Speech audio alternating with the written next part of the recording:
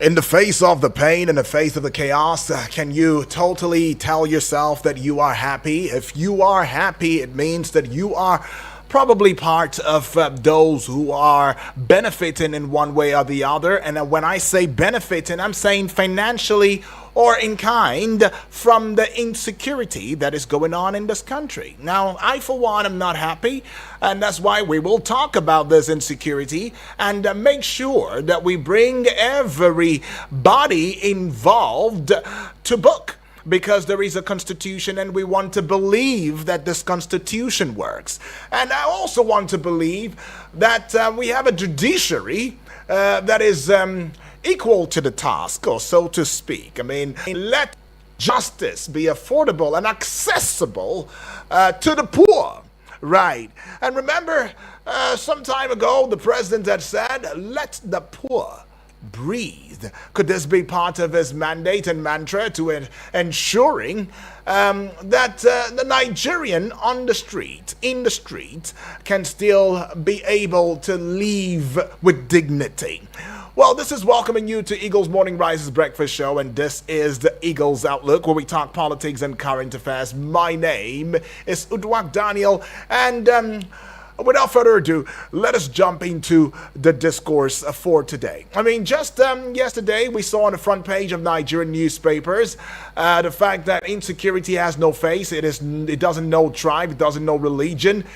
Insecurity in this country can be perpetrated by just anybody. I mean, different factors could also be linked to the insecurity that we have in the country. But one thing is for sure, and it is prevalent, that the insecurity in this country is man-made, politically motivated.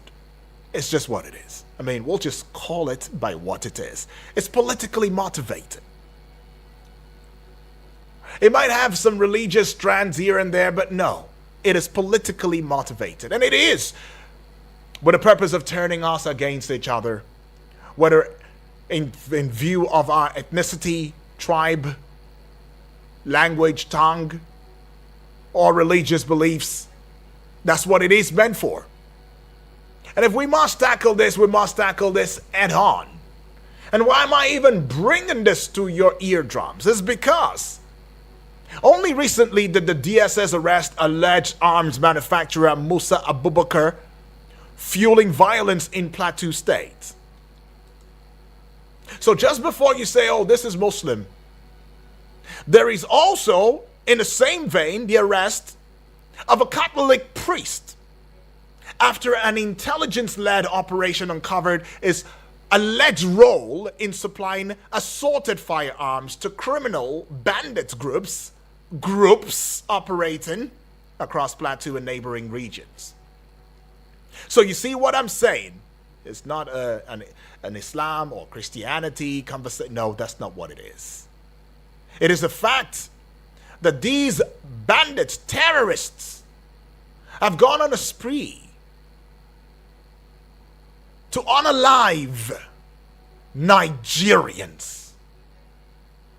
So except you're not Nigerian, then you will not be fouled. You will not feel anything that concerns this insecurity in this country. But if you are Nigerian and you're patriotic, then my brother, my sister, my friend, my uncle, my mother, my father, my relative, my compatriot, this is a serious issue. November 2025, yesterday, the Department of State Services, DSS, the country's domestic intelligence agency, by the way, they swooped on a secret workshop in Mr. Ali Bassa local government area of Plateau State and arrested a man named Musa Abubakar. So investigation showed he was allegedly manufacturing and distributing high-caliber firearms, ammunition, even improvised explosive devices, IEDs, to armed groups behind violent banditry, communal clash, and terrorist-type attacks that have plagued Plateau State and even other northern states for over a decade.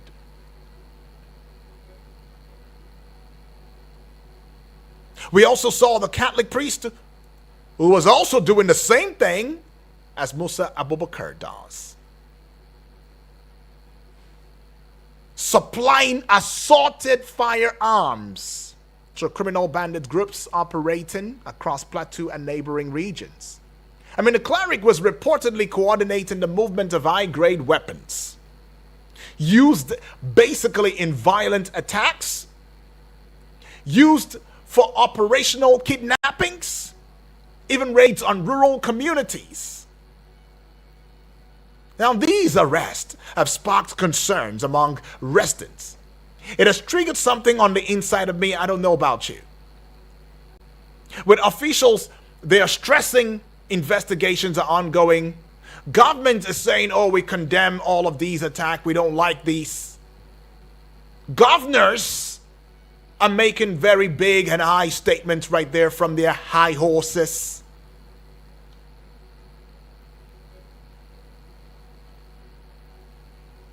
And it makes me also want to tinker down the line of beyond the religious faces that have been subscribed into this heinous process of insecurity, supplying arms and ammunition, high caliber.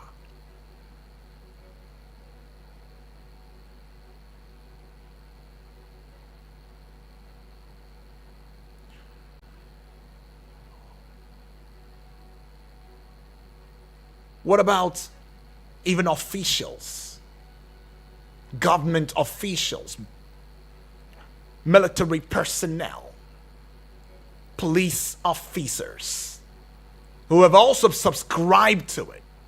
I mean, if you paint the picture and you're trying to assimilate it, it gives you this gory image in your head.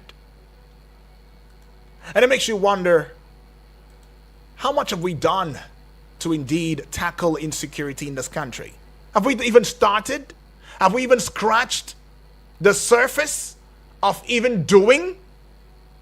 Because if you ask me, these attacks are very well coordinated. Can't we determine the full extent of these people's involvement, as well as nab any other collaborators? Authorities have pledged that no individual, regardless of status or religious affiliation, will be spared in the clampdown on banditry.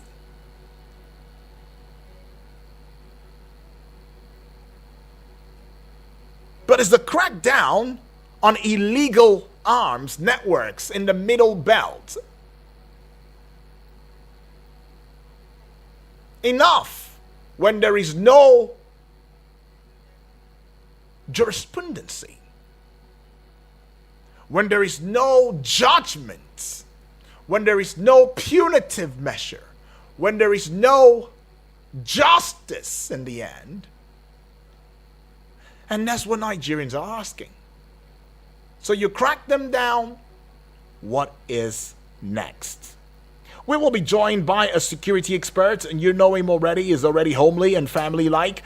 He's in the person of Comrade Saliu Dantata Mahmood, and he's going to be adding his voice in the discourse. We will learn from his expertise this morning, and also get some intel into the discourse for the day. Welcome aboard, Comrade Saliu Mahmood Dantata.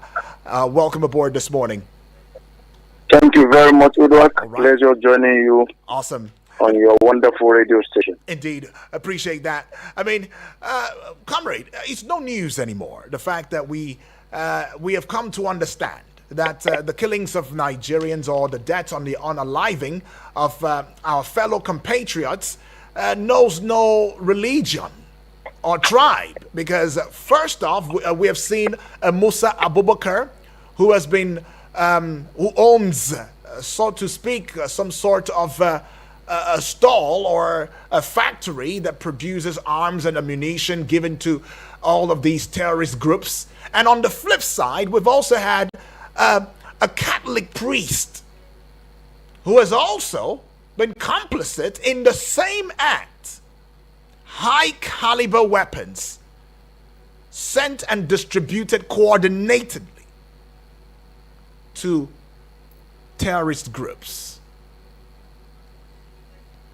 The question will be, have we even started scratching the surface of winning this fight? I mean, every time we always come to talk about this insecurity, and we have your esteemed expertise in the discourse, but Nigerians are saying, it does seem as though we don't have justice anymore. Justice in the sense that when these criminals, terrorists, bandits, kidnappers are nabbed, is there any jurisprudence? Is there any conviction? Do we have a court that will indeed serve them?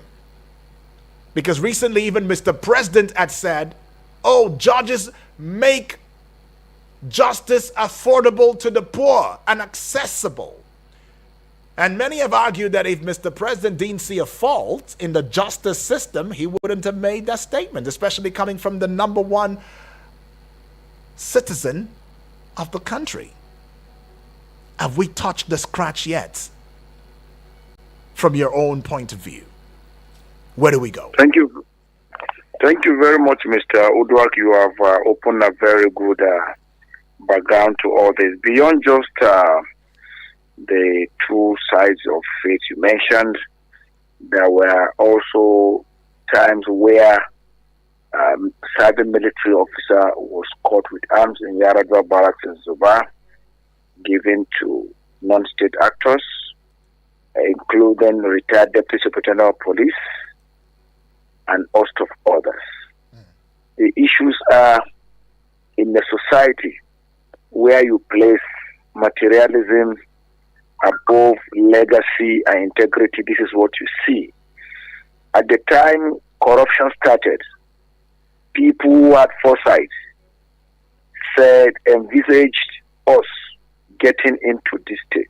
And today, here we are, where human lives don't matter, where people think having money is what matters than anything. And that is why you can see this set of people involving themselves in fearing of arms to people that kidnaps, people that kills, and host of other things. Above all, we have a faulty criminal justice administration, where if some of these people are apprehended because they have the wealth, they have the backbones, at the end of the day, they serve lighter jails and they get pardoned or discharged and acquitted. So the issues are, if we must forge ahead, if we must completely tackle this, there must be establishment of special courts to try this set of people. But with the set of present judicial system, it is very, very, very, very difficult. Then again, you also have failure of intelligence system. With due respect to the armed forces, police, and DSS and host of others, but the issues are in nook and crannies, in exit points and entry points where we are supposed to have intelligence gathering gadgets, including the officers and personnel. They are not there.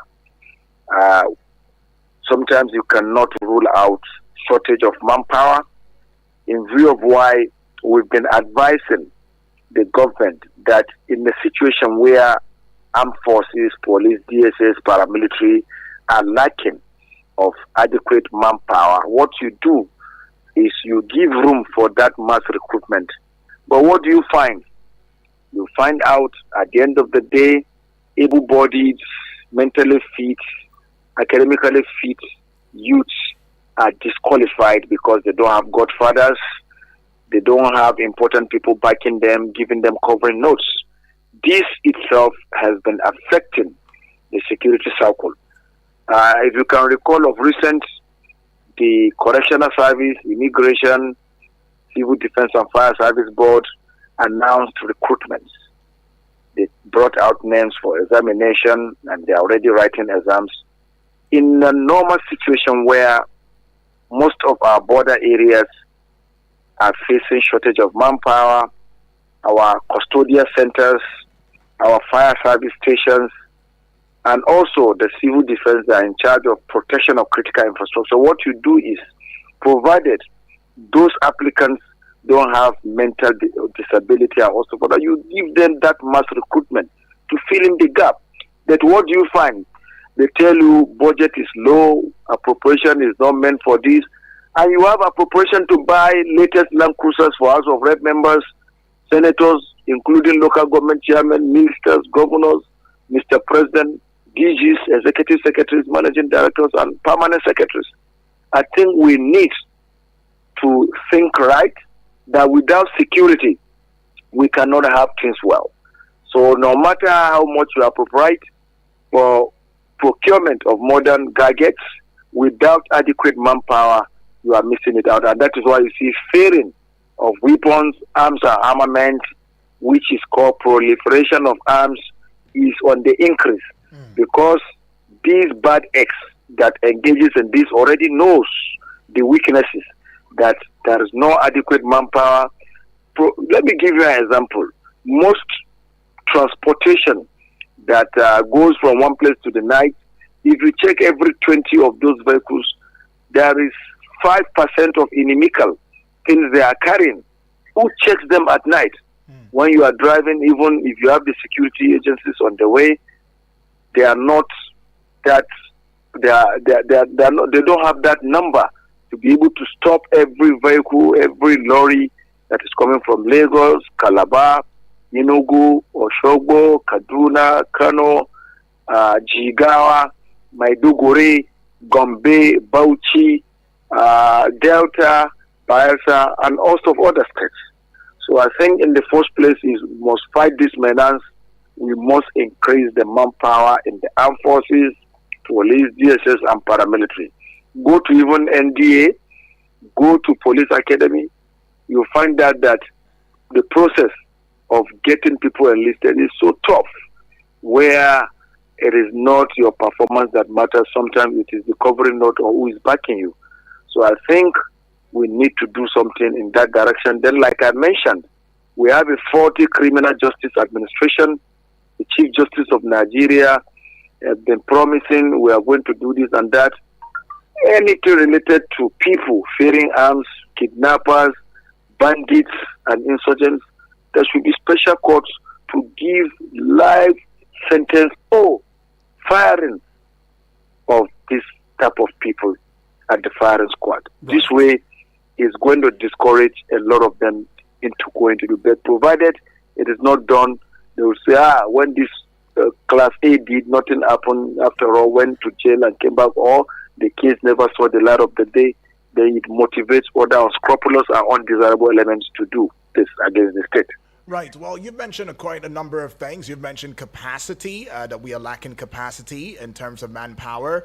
Not because we don't have manpower, but because the process of getting into some of these agencies and security institutions become very stringent and very tough, and even graduates now are roaming the street when they're supposed to be, taken into place of service to the nation. But then you mentioned something that is very, very critical. You said that there should be, did you call it a mobile court or security court? Special courts. Okay, that's the word you use. Special courts, where issues like this will be tried, and there will also be justice delivered on the spot. But I'd like to put a pause to your thoughts, because there's been so much history when it comes to the Middle Belt region and the conflict that surrounds that region. Let's just open the phone lines, hear from the family members as to what they think about the spate of insecurity in this country, especially when we thought that it should be dying down as a result of the proposed threat from the U.S. president to get boots on ground. We are seeing an escalation. Well, the number is 0907-353-0044, and let's stick to that number, please. Hello, good morning to you, please. Good morning. Yes, good morning. Yeah, this is Moses from Suleja. Moses, welcome aboard. Talk to us. Oh, my God. I want to compliment your guest you brought this morning. Right. He has spoken our mindset and Most of the things he said are most of the things we comment and recommend to this government. I want to appreciate God for his life, and we are praying for such people to have a place in the government. Yes. Then, Odwak, there are questions I will set. Okay. Yeah. Are Nigerians military men not capable to face the insecurity of this nation? Are they not capable? Because we shouldn't shy away from the truth. If they are not capable, let us know. Though they have been trying their best, but are they capable? Then number 2, do they have enough equipment? With all the money pumping in from the government to states to fight the insecurity, did this money really reach them? Do they not have the equipment, the manpower, the financial power? What are we saying? Are they lacking men? We have a lot of youth in our society who are eager to fight for this nation, to stand for this nation. Then another one, do we have constitutional penalties or justice on bandits and terrorists? Do we have constitutional law that bring these people to book? Look at what just happened. A principal who has knowledge to impart knowledge into the life of the students was killed in Kebbi State. About 25 students, UD, somebody who suffered a lot impacts lives into our students, killed, and they will say negotiation. And after that negotiation, we won't hear anything from these people. Simply means before negotiation, they know these people, they know where they are. UD. Who are those people? All right, Moses. What are their mission? What are their mission? That is the question I'm setting. Then I want to thank God for your guest. He made one very valid point. If they will follow this man's point, bringing a special court. Okay. Yes, that special court with government themselves, they will not, it should be an independent. These people should be placed under a watch, not only within this country, an international watch, to eliminate all this nonsense going on in this country. Right, Moses. Judy, I want to appreciate you. Thank you, and Moses. appreciate that guest. Yeah. On this very issue you have raised. Appreciate God bless you. All right. All right. That's Moses now talking about and complimenting what you said, Comrade Saliu, talking about the special courts and all of that. But some have raised concerns that because we lack manpower or human capacity within the military and paramilitary, it doesn't mean that every Tom, Dick, and Harry should indeed get into the military or get into institutions that have been given the mandate to ensuring the safety of lives and property. Well, we will take some more calls and we'll go pay some bills. The number is 0907-353-0044. Well, let me just hear your thoughts. I mean, your reaction to what Moses, a family member, just said as an observation. Well, Mr. Uduak, I think the caller spoke from informed background, and I think his questions are critical. Okay. One, he said, our military capable? Yes, by the rigorous training they undergo, both at the lower ranks and the officer rank, I think they are capable. But the political will is lacking. The command chain is also slow. Don't forget, the immediate past chief of defense staff, with due respect to him, General C.G. Musa, once gave order that you don't need a commander's order. The moment you cite enemy of the state, a non-state actor, you can open fire. What came after that? Not long he got relief of his appointment, even though alongside the chiefs of air and naval staffs. So political will is lacking. For example, we have mentioned times without number that the banditry in Zamfara and Katsina is purely and majorly because of illegal gold mine. You get my point? But till date, no political will was there to back it up, to be able to clear whoever is backing them. Today, retired generals, top politicians, senators, former governors are all involved in the illegal gold mining, which the bandits are today transported across Niger border to other parts of the world. when the political will is lacking and you talk theoretically without practical, then it continues. Okay. Then it talks about, does our military also have weapons? Yes, they do. From Buhari administration to this Tinubu administration, there are procurement of Tucanos, Alpha Jets, and others. But the issues also are they allowed to use some of them? Like I mentioned severally, Alpha Jets that you dispatch can't stay beyond 1 hour. Before 1 hour, it has to come back to base. If not, the fuel will get finished. What about the Tucano that have the capability to stand 4 hours in battlefield? They say because of some codes of operation from US that supplied it to us, they cannot. They are lying there in air weapons school and other areas in Nigeria. So the issues are there is also politics in the execution of the onslaught against these non-state actors. Even amongst the military officers and the top security echelons, with due respect, it remains an allegation. Some of them do not want even the banditry or insurgency to end, because some, due to corruption, are feeding fat, huge appropriation and budgetary allocation, and also other things. So there are many factors. They have the weapons, but sometimes you can't use the weapons without getting the order too. Yeah. Then you also talk about the justice system. Already I said it earlier, without setting up special courts, it is very, very difficult, because the judiciary is also in disarray, where there is corruption, where there is adjournment, and also nepotism and certain interests. Except if these special courts are, established, you can have the way out, even when you prosecute them and you get them arraigned. All right, let's just put it back to your thoughts. We've got bills to pay. We'll pay that bill when we come back, of course. We will hear more from you, as well as from the family members, comrade. And yes, to you also, being a part of it, trying to put a call through. Give us just a moment. We'll be right back. Eagles 102.3 Abuja.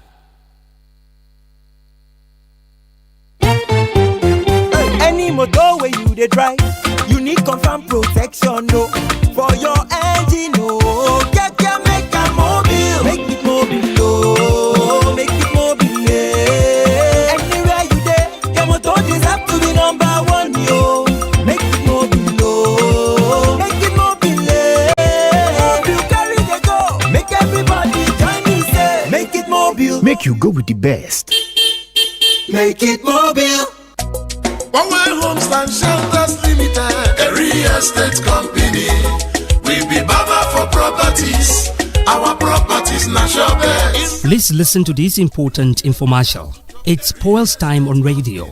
Abuja. Powell Homes and Shelters Limited has come with a vision of transforming housing through innovation, style and integrity. At Powell Homes and Shelters Limited, we deliver affordable luxury, comfort and reliability in real estate. We offer genuine lands, elegant homes, modern designs and flexible payment plans to make your dream home a reality. Visit us today and experience excellence you can trust. Our address is number 52, Suez Crescent, Abacha Estate, Wuse Zone 4, Abuja. You can call us on telephone number 081-510-20000 or 080-925-70000. The number to call us once again is 081-510-20000 or 080-926-70000. Now let's hear what your sister and veteran Nollywood actress Patience Ozoko Mama G has to say about this company. My people, my name is Patience Ozoko, popularly known as Mama G. G for General. Do you want to buy genuine lands and other properties and need a brand you can trust?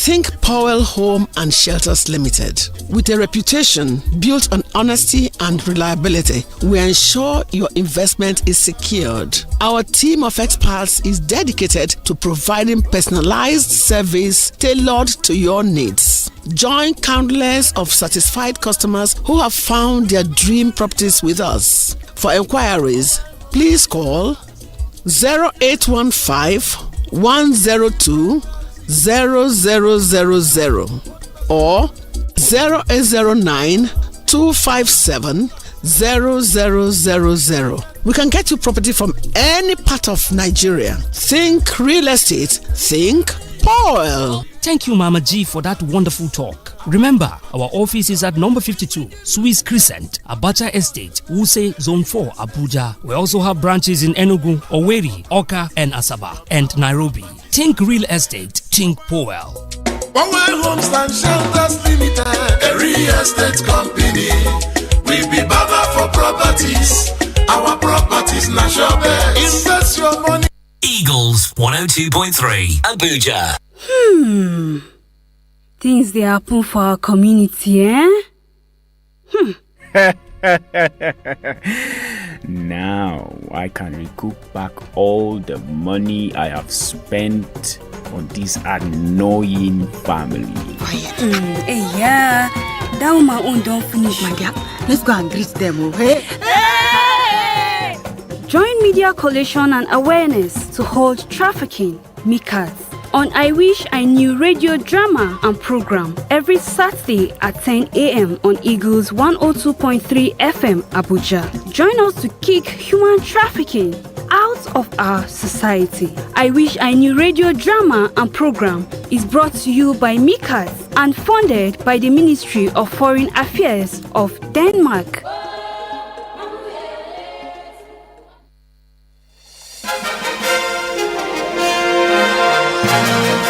Welcome back and thank you for staying with us. We're still looking at a topical issue that concerns the DSS's arrest of alleged arms manufacturer Musa Abubakar, fueling violence in Plateau State. And to also add to it, that he's not the only person that's been arrested. I mean, we also saw the Catholic priest who is also complicit in the same thing, shadiness, distributing arms and ammunition to these armed terrorist, armed groups within the region. Remember, they didn't say an armed group, it's armed groups. So it goes to the Lakorawas, it goes to the Boko Haram, the ISWAPs, and whatever names and shade of names of kidnappers or banditry that they like to go by. They're all terrorists and they must be called what they are, right? And we've had our guest, who's in the person of Comrade Saliu Mahmood Dantata, who is a security expert, a renowned one for the matter, who has added his voice in the discourse as well, and we'll be hearing from you some more. Now, my real concern, the one that gives me the creeps, right, would be the place of the fact that Plateau State has been a hotspot, of Middle Belt conflicts since the early 2000s. And there has been issues of dispute over land, ethnicity, religion between mostly Christian indigenous groups like the Barom, the Afizere, and the Anaguta, especially the predominantly Muslim Fulani pastoralist. There's been all of these issues. But what began as a farmer, or so to speak, farmer-herder clashes, has morphed. It has morphed into an organized criminal enterprise. They now call it bandits. They now call it kidnappers. They call it extremist cells and all of that, who now have sophisticated weapons. Let me take you a little bit down the line. Memory lane, basically. 2001 to 2004, the Jos crisis saw hundreds killed after ethno-religious riots, prompting a state of emergency, if you recall. In 2010, the Boko Haram insurgency spread from the northeast to parts of Plateau, bringing small arms. And in 2018, between 2018 and 2022, Plateau recorded over 3,600 deaths from banditry and communal violence. All right, and this is according to Amnesty International. All right, I'm giving you facts now. And many of those weapons were homemade or smuggled across porous borders, right? Now, what gives me the creeps? Musa Abubakar's alleged operation is not an isolated incident. It fits a pattern of illegal domestic arms manufacturing that feeds a long-standing cycle of insecurity. But what makes this case stand out is the scale of production. When I mean the scale of production, I'm talking the raw materials, the raw chemicals, the metal fabrication equipment, the detonators, the assembled guns, the IED components. and DSS's ability to infiltrate and dismantle it. I mean, something rare in recent years. Are we going to talk about the economic, political, and social factors that this has already? I mean, quite a number of people are saying it's a matter of poverty and unemployment, especially among young youths in a rural Plateau, that making the illicit arms trade lucrative. A single assault rifle can fetch 500,000 naira to 1 million naira on the black market. Are you aware? Meanwhile, legitimate economic activities such as farming trade is stunted by fear of attacks. That's on the economic. Now, politically, politicians have historically been accused of arming local militias for electoral muscle or protection or even their ethnic base, and they have been creating weaponization of identity. The Abubakar case raises fresh questions about who is backing such networks. Who are those backing such networks? And if they are within the government, then there is a problem. If they are within the government and the government in itself cannot, through the constitution, fish these ones out, name them in public, and mete out what the law provides for them, then we have a big problem. We do have a big problem. Structured community trust, neighbors now view each other with suspicion. I mean, if you're not in that category, well, thank God for you. Because right now, the situation has gotten to the point that everybody becomes a suspect. So, it now even makes it that the Fulanis are an endangered species of humans, which is not supposed to be. Because when you see one of them pass now, you'd be asking, is this a bandit? But some would ask the question, how did we even get to this point? And all of these are leading to psychological trauma, especially for children who hear gunshots at night. And it's really sad. But we're still taking your questions, though, as our guest is already on standby. Let's go hear from you. Hello, good morning. Yes, good morning to you, Dr. Udwak. Thank you so much, my brother. Ekabo. Yes, thank you so much. I remain my humble self, the advocate, reaching you from Galaxy this morning. Welcome aboard. Talk to me. Okay, so very quickly, our protocols duly observed. On this discourse, I have said it before, and I will just reiterate once more. Yes, please. That no system who is complicit of a crime will want to put forward justice that will wrap its own neck to the justice that is being put up. I don't know if you understand what I'm saying. No judge will pass a judgment against him or his own self if he has the power to decide his fate. That is how the system is right now. The reason why the fight against insecurity and banditry in Nigeria has refused to yield any positive results so far is because those who are in power are complicit. So the political will that we are looking at from a distance is completely impossible. That political will cannot come to play because those who are supposed to solve the problem are complicit of the problem. We don't need a soothsayer to tell us that this is the problem we are facing. Look, when General Abacha said during his administration that once a problem like this or an attack like this or something goes beyond 24 hours and nothing is done about it, or the problem has not been arrested, it means the government has a hand in it. It is not a lie. It's a postulate that still today is evident in our system. So, Dr. Yudi, you see, we can cry all we want, but as long as those who have the power to decide their own fate is solved, right? You cannot but lament over the issue, and it will continue consistently as it's going. Right. So the only thing we can get right now is how to change our constitution to decide to make it possible for the people to decide who becomes the electoral chairman, not the executive suggesting or putting them there, and those the last arm of government, which is there should be maybe a 50-50. The people vote 50, then the Senate votes 50. Okay. I think something like that should be done to allow people to put in leaders who they can hold credibly well. Because look at it.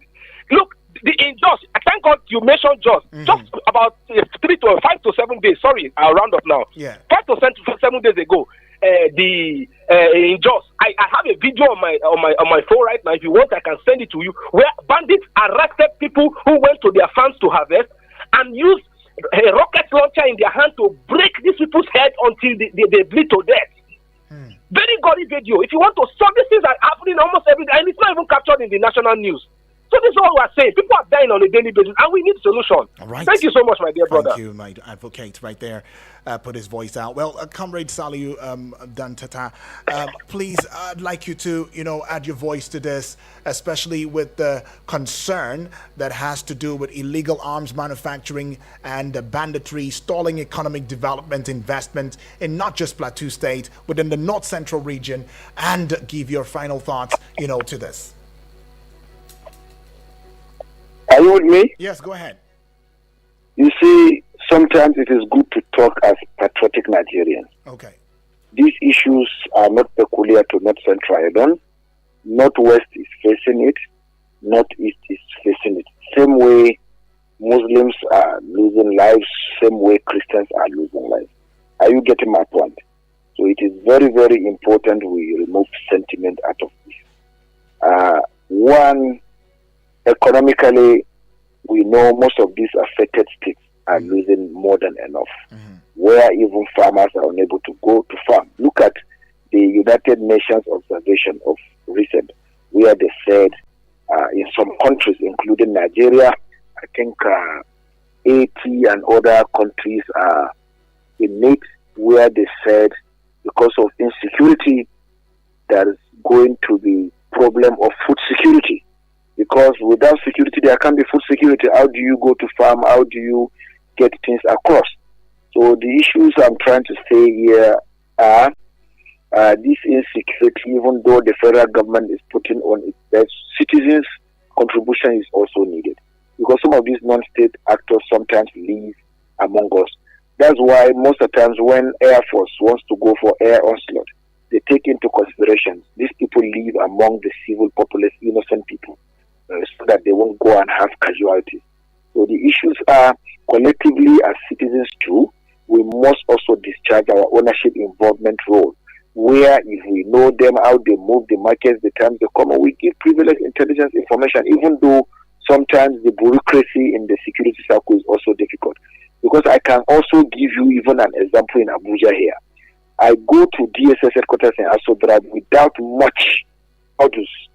But one day I decided to go to the command, FCT command in Asokoro near World Bank. I tell you from the gate, even me as a security expert, because I don't normally introduce myself anywhere, that I had to call whom I was going to, and it was a senior officer from Yellow House, that is Aso Drive headquarters, that sent me to the state command. This is what happens in smaller structures of the security agency, where it discourages people to even have the confidence to go and give privileged information. If me as a security analyst and expert can be asked to call who I'm going to. It's not supposed to be, even though I know they need to safeguard them, but there are certain protocol channels that will be accompanied with public relations. If I can go to force headquarters and I will not have these orders, and sometimes you go to command and they start questioning you and others, it's a problem. So this is what happens in rural parts, where if you go to outpost, division headquarters of all the security agencies, this is what you find. It is only at this headquarters you enjoy certain privileges, because some of the senior officers there have seen it all. They discharge things with discretion and also other things. Okay. So let's not be discouraged. Even at that, we can still play our roles. Then above all, there has to be enhanced intelligence gathering, so that people will be able to go to farm once places are welcomed against onslaught of the non-state actors. Okay. Well, does it not bother you? I mean, the part where we are having a pattern, is becoming a pattern now of illegal domestic arms manufacturing that feeds a long cycle of insecurity, especially the materials that are now at everybody's Tom, Dick, and Harry's disposal, where they can now produce a scale of production, raw chemicals, metal fabrication equipment, detonators, assembled guns, and all of this, even IED components. I mean, what comes to your mind in this sense? It means that everybody can now make an IED device. Because it's now like everybody can make it. If there is a large scale of this going on, is there even any hope anymore? Well, all these things goes down to failure of intelligence system and gathering. Were there to be effective and efficiency in intelligence gathering, it wouldn't have happened. We grew up in a society where then the police criminal investigation department detects things easily through these guys. But these days, you see even the intelligence apparatus are none. Where you see an officer of DSS carrying large ID card by the chest, you already know he's an operative. He is already exposed. The same thing goes to force CID, SID, CIDs, and other what have you of the intelligence arm of security agencies. So I think what they need to do is to also restructure the entire security architecture, then the intelligence circle.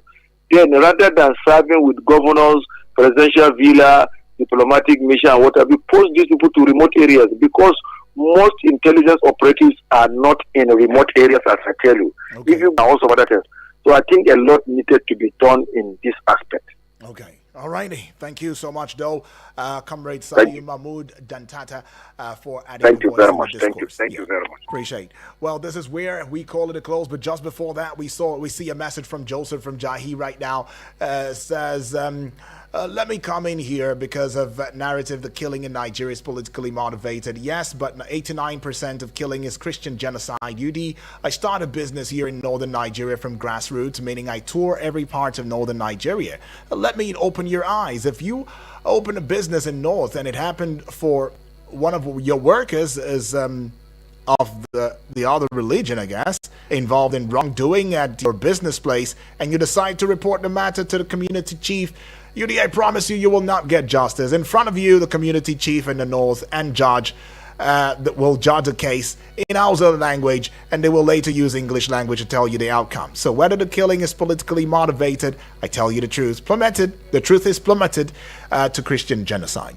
UD, can you only see the clear picture of Nigeria if you use legs on ground? Joseph from Jai. All right, but Joseph, let's leave it there for now. Right? But thank you for being a part of the Prog Show this morning. Indeed, we'll